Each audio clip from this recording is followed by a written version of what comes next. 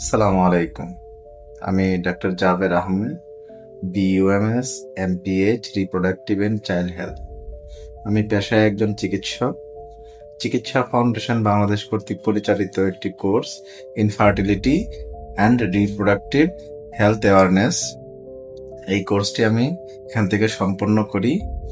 এই কোর্সটির যিনি course teacher ছিলেন তিনি হলেন ডাক্তার পবিত্র কুমার শীল স্যার।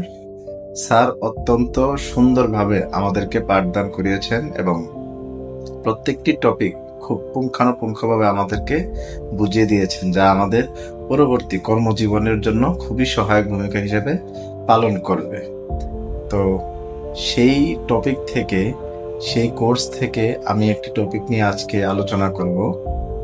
ইনফার্টিলিটির ক্ষেত্রে অ্যান্টিঅক্সিডেন্ট কতটা জরুরি। অ্যান্টিঅক্সিডেন্ট শরীরের ফ্রি রেডিক্যালকে ধ্বংস করে এবং শুক্রাণু এবং ডিম্বাণুর ডিএনএকে রক্ষা করে। হুয়ের মতে vitamin C, vitamin E, zinc এই জাতীয় খাদ্যগুলো প্রজনন ক্ষমতা বৃদ্ধি করতে সহায়তা করে। এই খাবারগুলো হলো ব্রোকলি, গাজর, কমলা, red capsicum, sunflower oil, sunflower seed, green tea, গাজর। এই খাবারগুলো অ্যান্টিঅক্সিডেন্ট হিসেবে আমাদের শরীরে গুরুত্বপূর্ণ ভূমিকা পালন করে এবং প্রজননের ক্ষেত্রে সক্ষমতা বাড়ায়।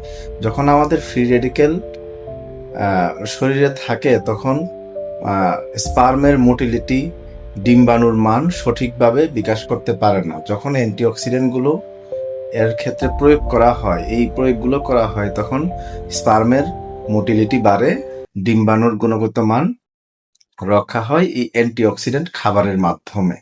যদি আমরা এই অ্যান্টিঅক্সিডেন্ট খাবারগুলো গ্রহণ করতে পারি তখন আমাদের স্পার্মের মোটিলিটি এবং ডিম্বাণুর গুণগত মান বজায় থাকবে এবং প্রজনন ক্ষমতার ক্ষেত্রে সহায়তা করবে।